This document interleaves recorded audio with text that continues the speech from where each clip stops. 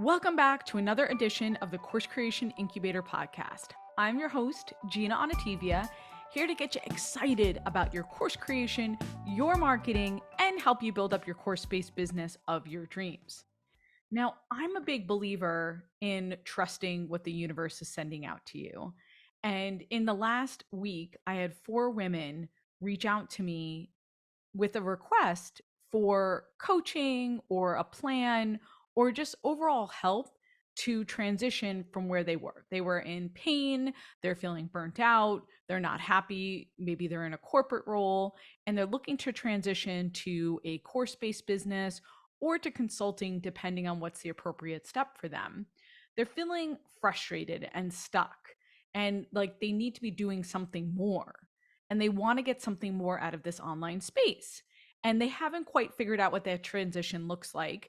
They have incredible content or incredible services, all powerhouse women, and they want to make that leap.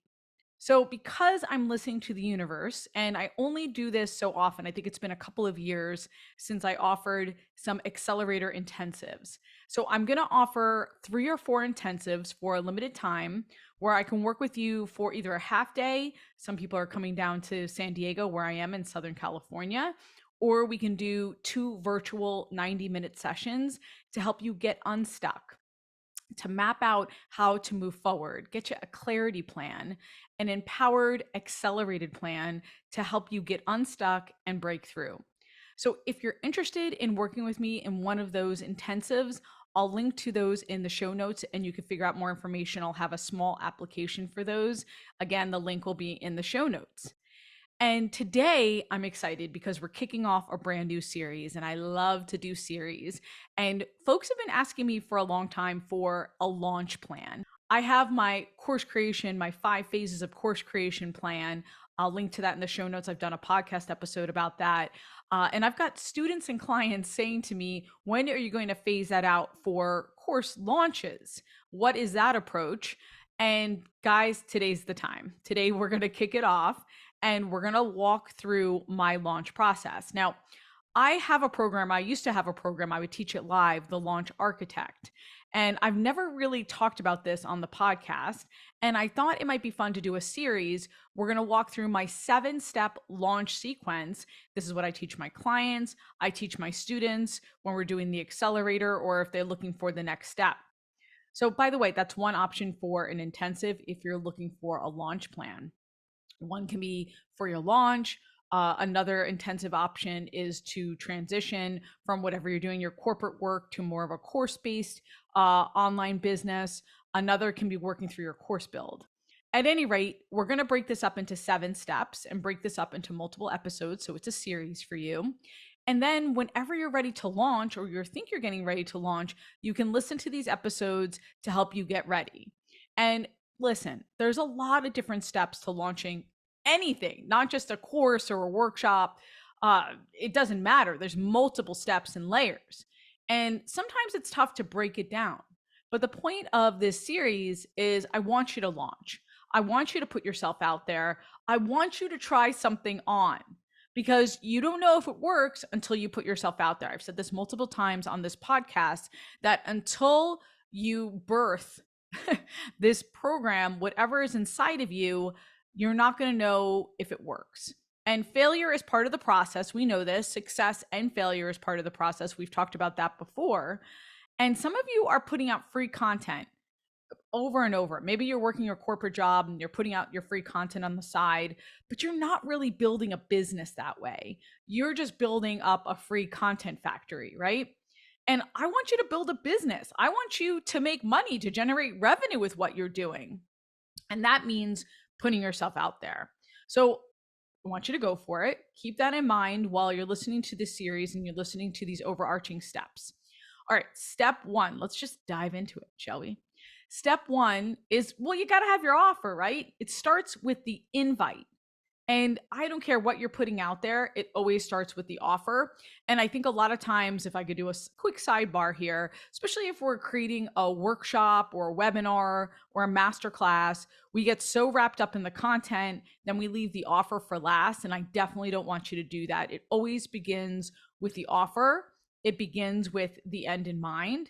It's so important to remember in terms of putting together any kind of offer, invite, whatever you're looking to do. Please, please, please start with the offer, okay? And then everything extends from that.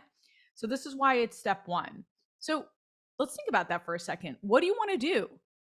How do you want to put yourself out there? It'd be cool if you did maybe like an 8-week live course, or it could be a half day event or a full day event. You could do a mastermind, a 6-month intensive. A lot of times when we're starting out and we're thinking in terms of our offer, somebody suggests something. Or, Lisa, you're so awesome at coaching. You should get a group of 10 or 15 women together and walk through your process. A few things on this. One, sometimes you get stuck trying to find the right structure or the right offer. There is no right structure, there is no right offer. Course creation, marketing, online businesses, not one size fits all. You do what's right for you and what feels good for you. Think about your ideal students and what format is going to work best for them.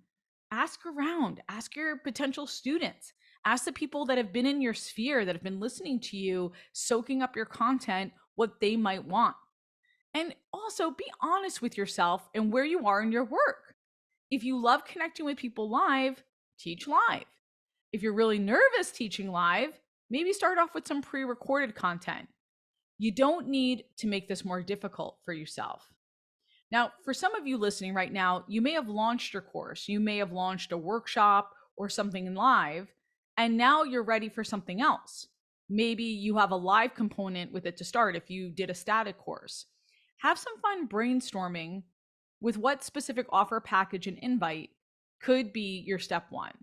And by the way, think about how long you're going to put that out for. So if you have a static course, like I just had a client ask me the other day, okay, how long should I put this out for?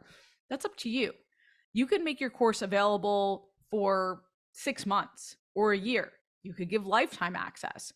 You could be putting together a live course that's 14 days and you're only giving 30 days of access. Whatever it is, it's right for you. So get creative with it, have fun. Okay, one last thing on step one in terms of your offer. You also want to think in terms of your bonuses. What will get them there faster? What might get them off the fence and ready to buy from you? I'll link to a episode I did about bonuses to help get you inspired on that as well.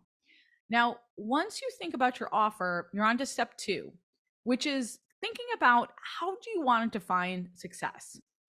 This is really important. Please do not skip this step because everyone has a different reason to put an offer out there or put themselves out there. For some of you, it might be testing out the waters, seeing what resonates with your audience. Maybe you're doing this for the first time and you don't know what's going to stick, what they're going to love, right?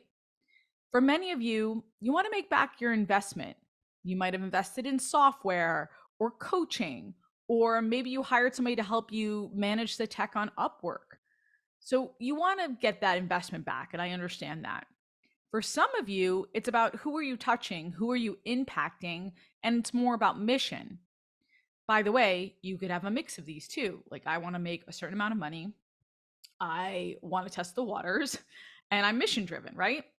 For some of you, it's a feeder to something else. So you're measuring success about how many people take that next step with you that might become that high ticket offer. So everyone's different. Start with a number in mind.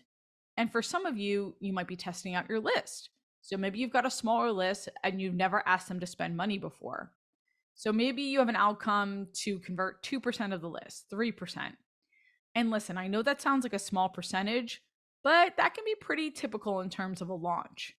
At the end of the day, I want you to look back and say, well, my original barometer for success was 1, 2, 3. And I hit 1 and 2, but I didn't necessarily hit 3, and here's why. So maybe you reach a certain amount of people on your list, you made an impact, you nurture them. By the way, another outcome is list building. You want to build your audience, you want more people to buy later. So that could be a great outcome for you. So that's the second piece, defining success. By the way, just a reminder that we're in it for the long haul. I think sometimes we set up these huge expectations, especially for our first launch. But if you could think about what progress looks like in your business, launching now, likely with smaller numbers, can help you learn and grow so that later on you can experience greater success. So get out of that all or nothing mindset. We're in it for the long term. I'll link to that podcast in the show notes when I talk about playing the long game. And I want you to think about your launch and how it ties into the bigger vision for your business. So those are just the first 2 steps of our 7-step launch plan. First, you're going to clearly define your offer and your invite. Maybe you're going to sprinkle in those bonuses now and do some homework. Second, you're going to define what success looks like in this launch. Now, this is the first part of a 3-part series. So I want you to work on your action steps now, knowing that next week, we're going to work on additional steps. And I'd love to hear from you. Send me a DM on Instagram or LinkedIn. Let me know what your offer and what success looks like for you. Let's workshop this together. All right, please leave me a review if I'm changing your thought process or how you approach your course creation or your marketing. I would love it. Until next week and part 2, go create, be you and be brilliant, and get it done.